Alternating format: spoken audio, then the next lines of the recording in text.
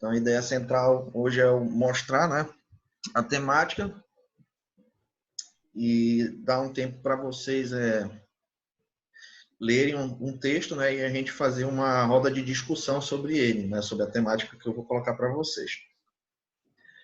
Se vocês já deram uma olhada nos textos que eu enviei ontem, já tem uma ideia mais ou menos do que a gente vai conversar. Então, vou começar a aula de hoje. Opa, só um instantinho. Com uma frase de um filósofo que eu gosto muito, né? Não sei se vocês conhecem ele, que é o Friedrich Nietzsche, né? Então, essa frase dele é: aquele que luta com monstros deve acautelar-se para não tornar-se também um monstro. Quando se olha muito tempo para um abismo, o abismo olha para você. Então, eu gosto muito do Nietzsche e gosto muito dessa frase dele em especial, né? Porque nessa frase aí, né, de acordo com a minha teoria, né, não foi o Freud que criou a questão da psicanálise, né? Foi o próprio Nietzsche, né? Porque o Nietzsche já falava de inconsciente muito tempo antes do Freud. Inclusive tem um livro, né? Tem vários teóricos que falam disso, né? Mas tem um livro especial que eu posso indicar para vocês, não sei se indiquei no semestre passado. Quando Nietzsche chorou. Quando Nietzsche chorou, exatamente. Ele é perfeito. Onde ele pega um evento histórico, né, da vida do Freud, que quem conhece, né, a história do Freud sabe que ele foi muito influenciado pelo Dr. Breuer, né, que era um médico que já estudava histeria, e aí o Freud foi aluno dele, né? E aí o livro ele coloca uma situação, conta uma outra história, né, em que ele tira, né, o Freud da história e bota o Nietzsche no lugar do Freud, né, e faz ele se encontrar com Breuer, né? E aí a partir disso Nietzsche cria a psicanálise, né? Então para vocês verem que não é eu que estou pensando besteira apenas, né, mas outras pessoas pensam também, né? Porque se vocês forem ler a fundo a biografia do Freud, né, vocês vão perceber várias biografias, né? Porque ele é um cara assim muito comentado. Ele tem muitas biografias. Numa das biografias que eu li, né, fala justamente que ele tinha aquela meio que síndrome de judeu pobre, né? Porque ele guardava muita mágoa do pai dele por não ser rico, né? Então ele tinha um objetivo na vida que era de construir algo, né, que fosse dar muito dinheiro para ele, né? E primeiro ele tentou com a cocaína, né? E aí ele viu que não deu certo, né? Porque a cocaína é viciante. E aí depois ele desenvolveu a psicanálise, né? E conseguiu sucesso com isso, né? Mas mesmo assim ele não deixou de chupar, né, um monte de ideias aí de outros filósofos, né? Principalmente o Nietzsche, né? Então por isso que eu gosto muito dele, né?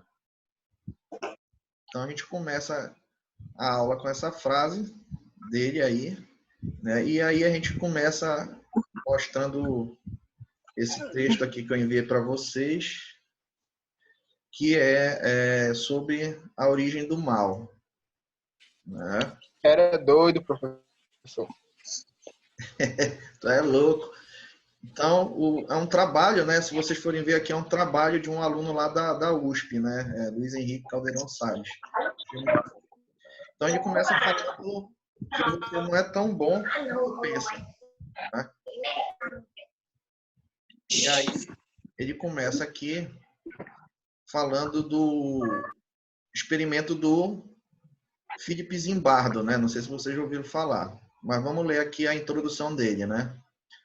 Todos já ouvimos que possuímos um lado bom e o outro mal, que somos nós que escolhemos aquele que irá dominar nossas ações. Mas será que isso é verdade? Né? No primeiro bimestre a gente viu um texto da psicologia social sobre a própria influência social, né?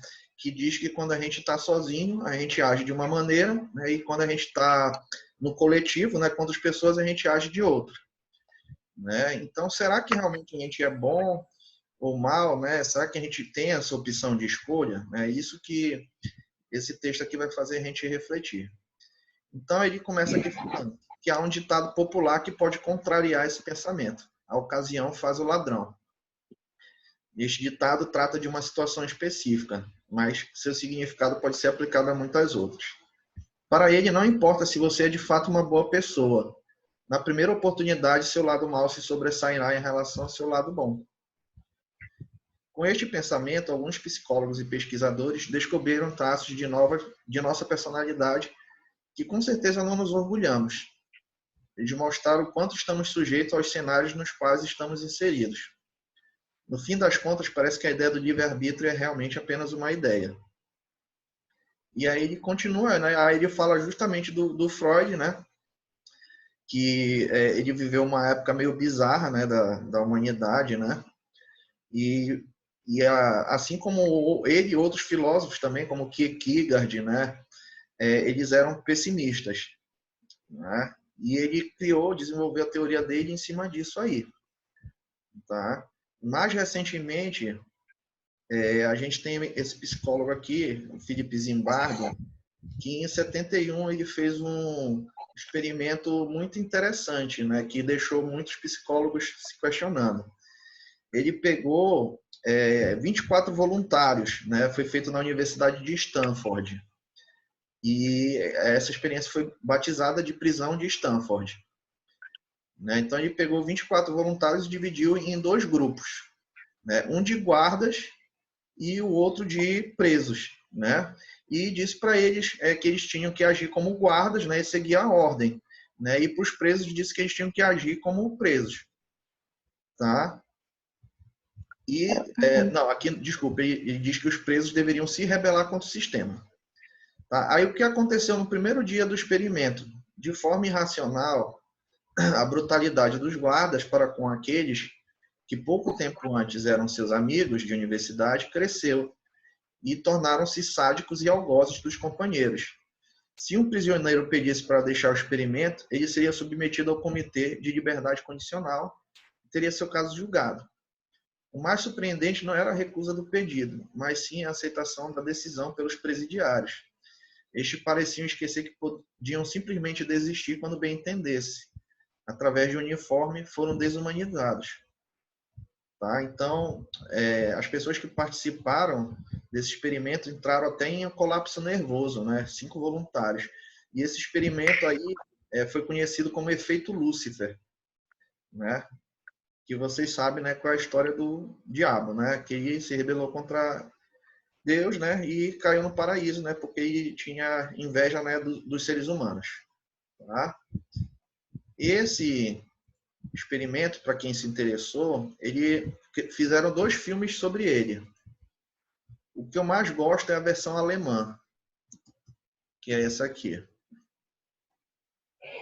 Se vocês conseguem ver aí. Tá? Essa versão aqui é a melhor que tem, é a alemã. Mas tem uma versão americana também, muito boa. Quem puder ver esse filme aí, eu acho que vai gostar bastante da temática. Tá? Anotaram aí? De repente, bebê.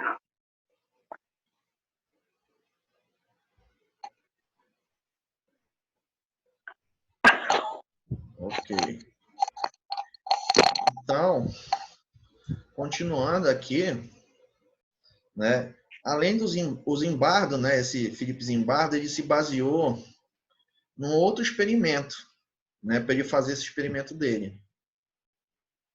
Que foi esse aqui, desse cara aqui, Milgram, Stanley Milgram, que é um psicólogo norte-americano e foi responsável pela experiência de Milgram, que tinha como objetivo o estudo das reações individuais face a indicações concretas de outros. Ele queria saber se a opinião dos outros, né, mudava a opinião individual. Tá? Professor, Oi? é o Wilson, boa noite. Boa.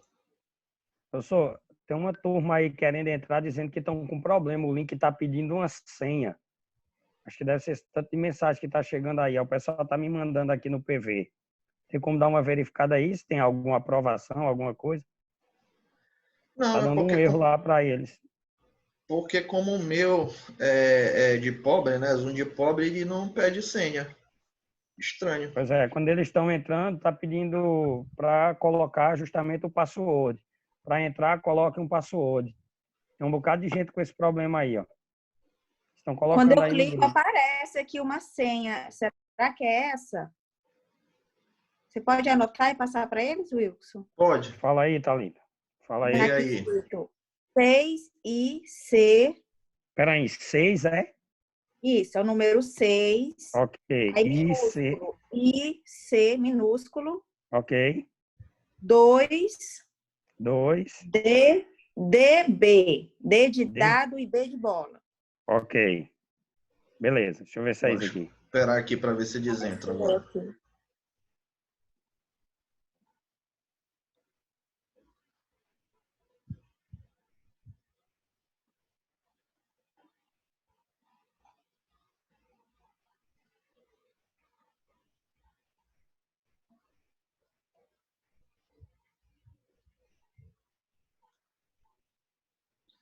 Vamos ver se eles conseguem entrar. Pois é, que na hora que eu clico assim bem na sua tela, no seu rosto, aí aparece assim em cima escrito senha e esses números aí. Só que é estranho, porque como o meu não é licenciado, né? Ele não exige Pois senha. é. Estranho. É, e também a gente entrou sem senha. Eu entrei sem senha, só Eu cliquei no também. link. Pois é. Vê aí, Wilson, se vocês estão conseguindo entrar, senão eu fecho e abro de novo. Eu coloquei aqui agora, estou esperando a Lilian me dar um retorno.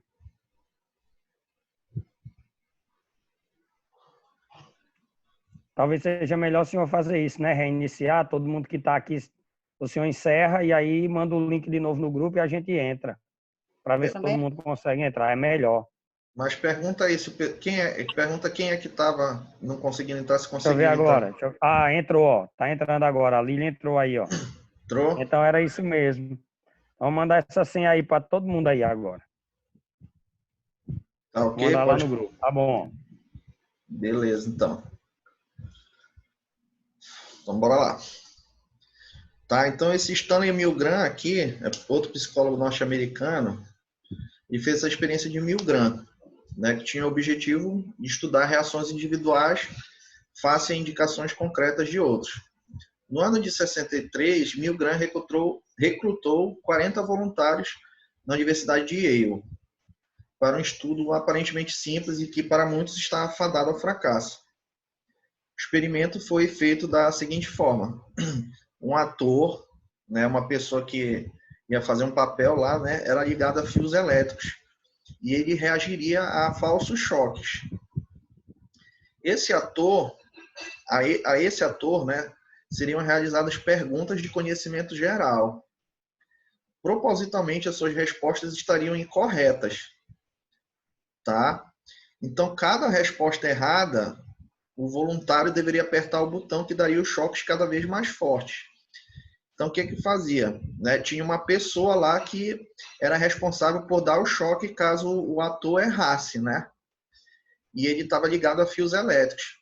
E o ator, ele errava de propósito, né? E a pessoa dava o choque nele, tá?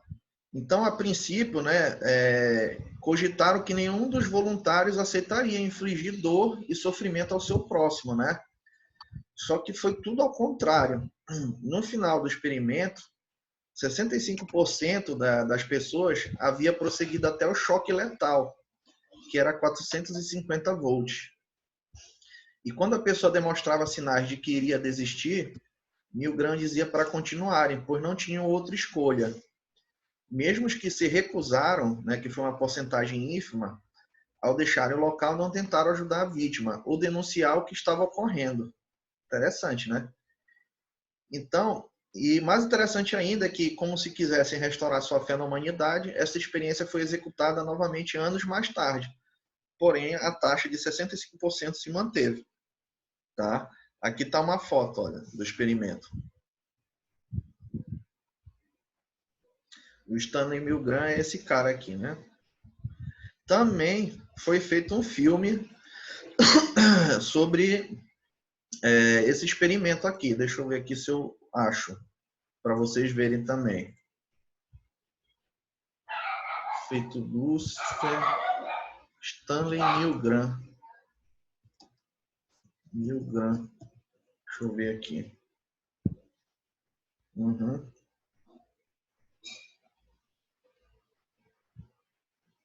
Ó, obediência à autoridade. Olha aqui, mais fotos, olha, do experimento. Ah, tá aqui, ó. Esse aqui é o filme, ó.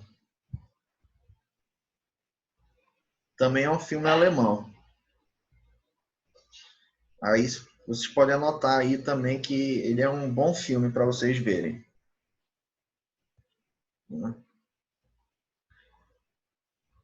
Então ele fala o seguinte, né? Ele fala que o desaparecimento do senso de responsabilidade é a consequência mais distante de se alcançar, né, da submissão à autoridade. Ele fala, né?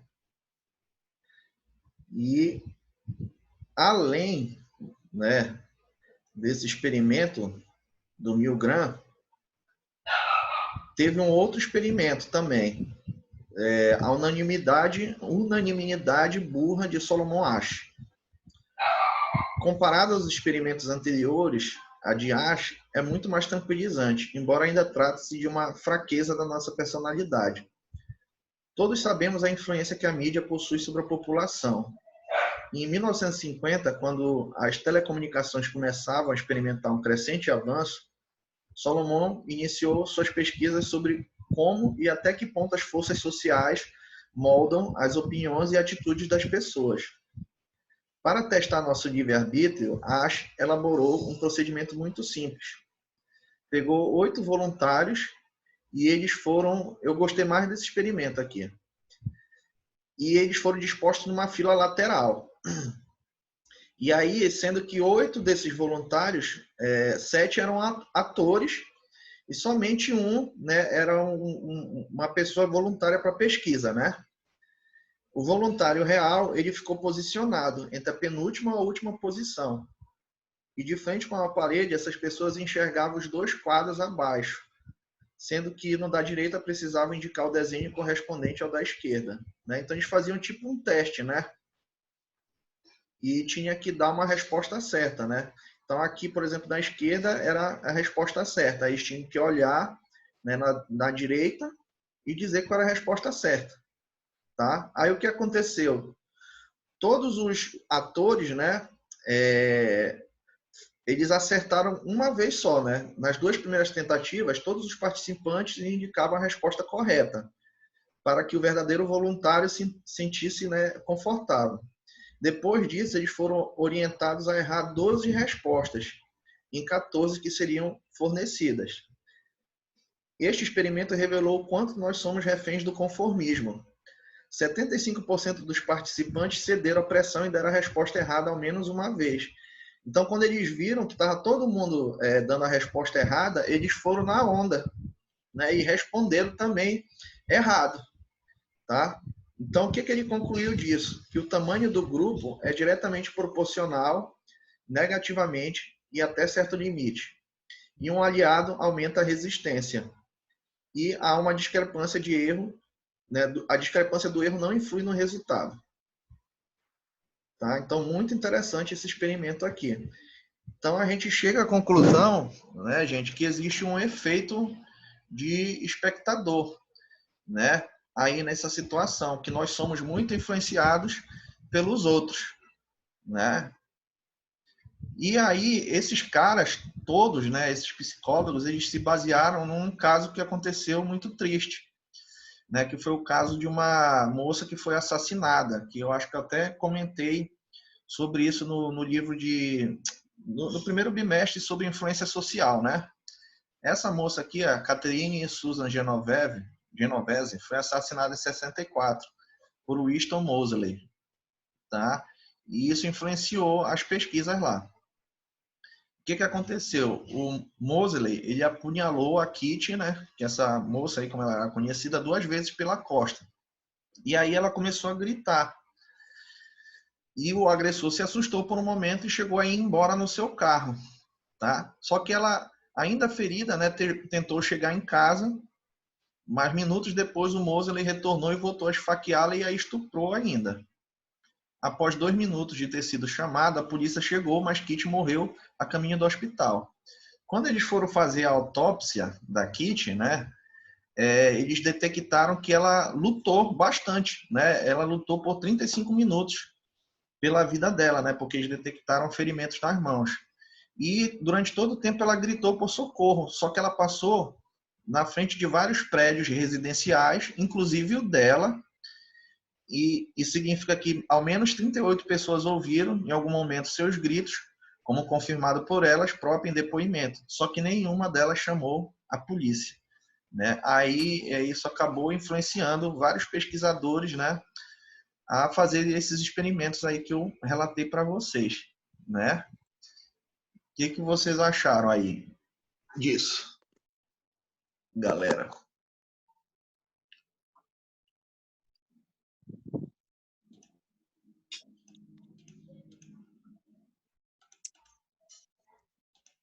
Esses dias, o professor, a minha filha estava em casa e ela ouviu um barulho lá no portão, né? Tipo como se fosse um tiro. E ela ligou para mim assim, desesperada: "Mãe, estão atirando aqui na frente da casa". E ela ouviu um grito de um menino gritando. E aí a minha primeira reação foi: não sai, não vai lá fora, porque eu não sabia o que estava acontecendo, eu não estava em casa, né? Então, assim, se a gente for analisar isso aí, tem dois lados, né? O lado do medo da gente mesmo, de não saber o que está acontecendo e às vezes ir olhar e acabar, enfim, participando de algo perigoso, né? Até às vezes sair ferido nisso. E já tem o outro lado da omissão, da gente saber que está acontecendo alguma coisa lá fora e que a gente pode interferir para que isso acabe bem, né? Para que uma pessoa evite morrer, enfim. Então, tem esses dois posicionamentos aí, é complicado. Ok, obrigado. Alguém mais? É.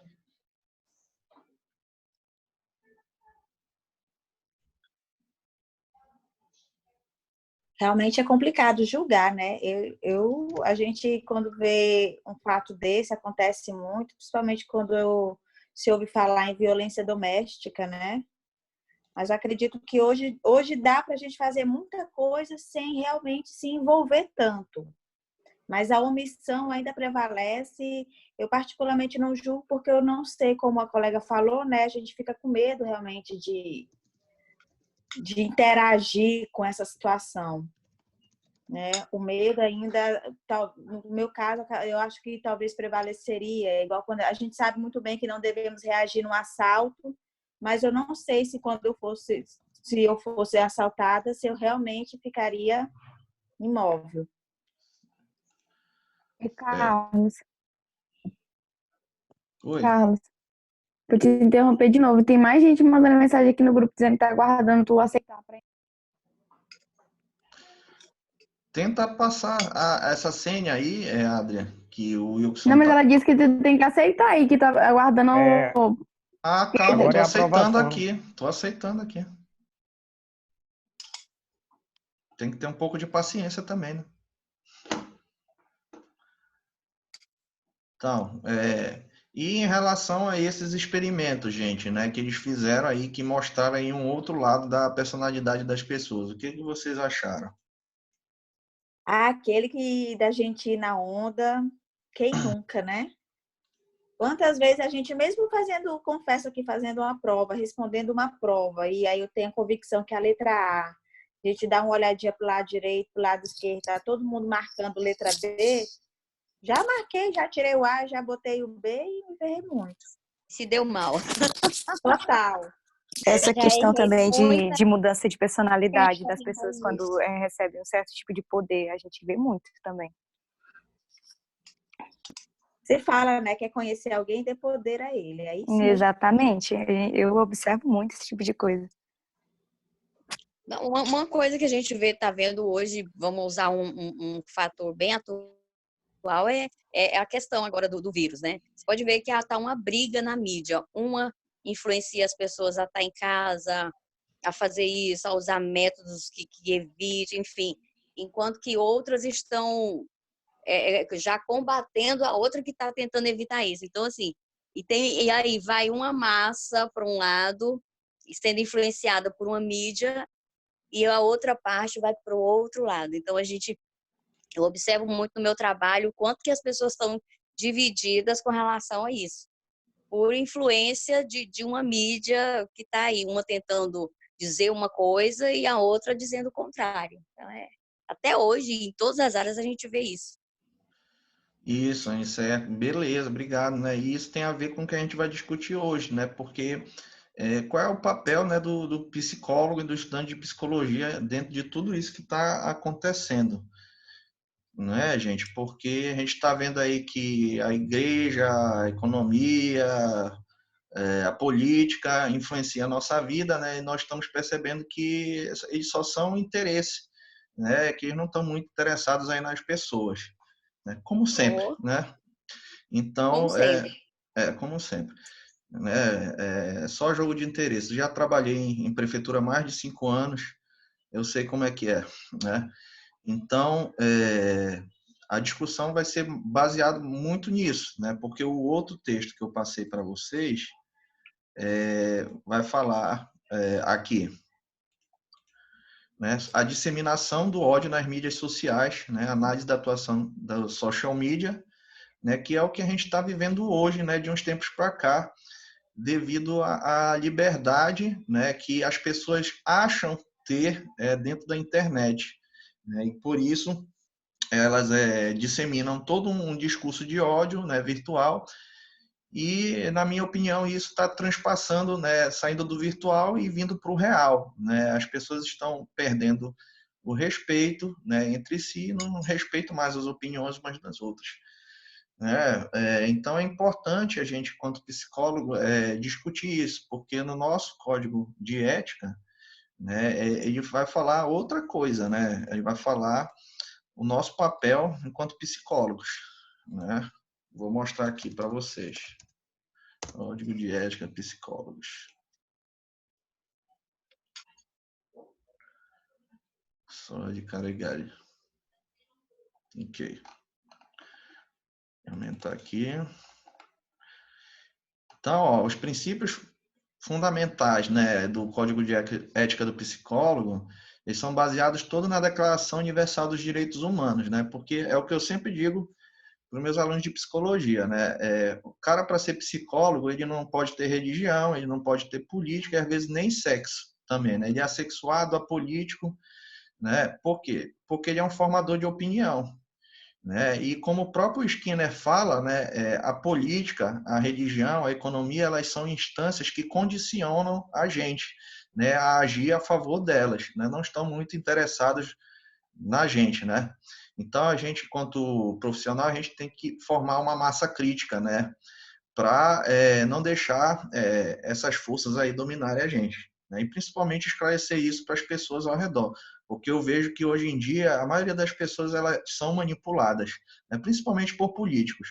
Já acabaram, né, com a educação, né? Agora, né, qual é o objetivo deles? Né? Fazer que todo brasileiro se torne burro, né? E que não pense, né? Então a gente tem que ter uma responsabilidade quanto psicólogos nesse sentido, né? Porque o nosso trabalho como psicólogo, a gente vai lidar com o sofrimento psíquico das pessoas. Nós devemos, então, fazer o quê? Promover a saúde e a qualidade de vida das pessoas e das coletividades e contribuirá para a eliminação de quaisquer formas de negligência, discriminação, exploração, né? Que é isso que eu sinto hoje em dia, né? Que tanto os políticos aí, quanto a igreja e a economia, elas exploram a gente, né? Violência, crueldade e opressão.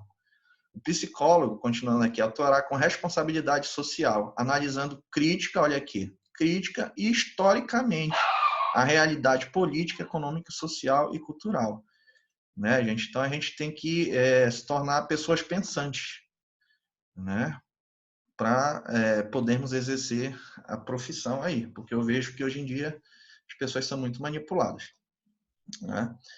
Então a tarefa hoje de vocês, né, hoje a gente vai começar um treino, né, para que a gente possa desenvolver mais lá na frente uma live, né, onde nós, estudantes de psicologia, nós vamos discutir um pouco, né, sobre essa disseminação do ódio nas mídias sociais, principalmente dentro desse isolamento que a gente está sofrendo, né, e como isso vai influenciar nas pessoas, né? Então, qual é a minha proposta hoje para vocês, né? Que vocês peguem, leiam esse texto aqui, né? Eu vou dar 1 hora aqui para vocês e aí depois a gente vai voltar para um debate, né? Onde vocês vão discutir esse tema aqui que eu estou colocando, né? E isso aí a gente vai desenvolver para a gente criar uma live, eu e vocês, acadêmicos de psicologia, né? Para nos posicionarmos também, né? Em relação a isso, tá? O que acharam da ideia de hoje? É bem dinâmica.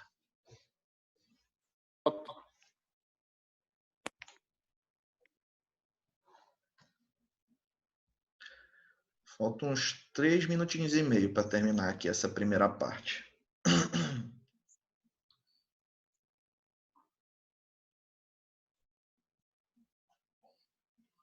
Não acharam nada, gente?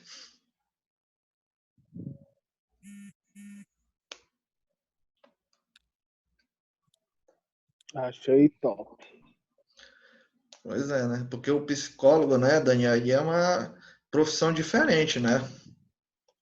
Com certeza. O psicólogo ele não se alinha com política, nem com religião, nem com economia, nem com nada, né?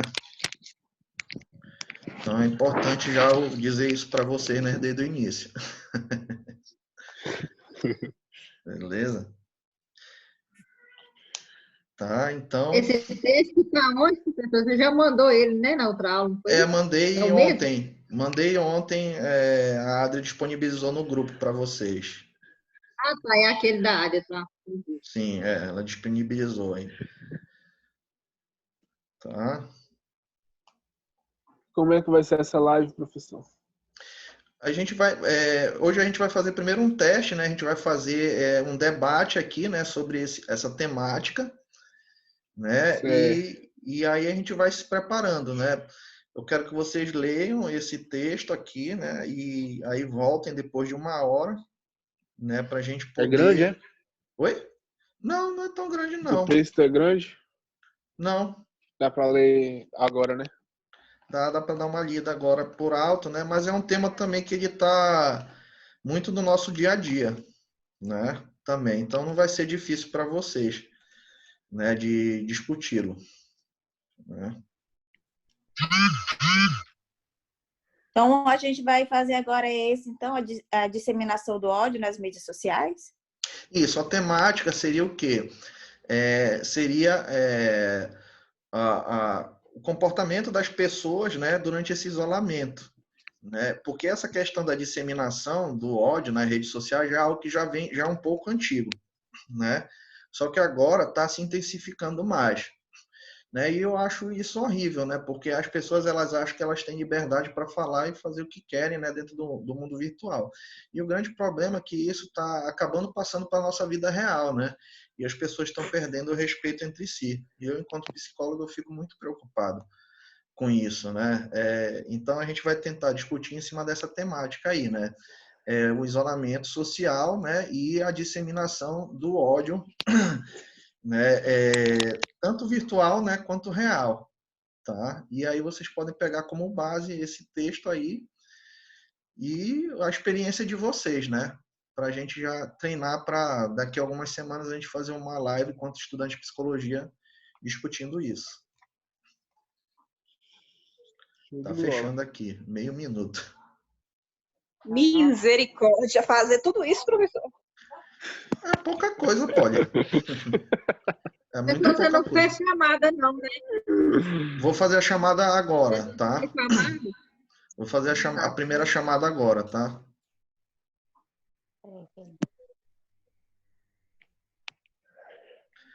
Já vai terminar aqui, já vai fechar.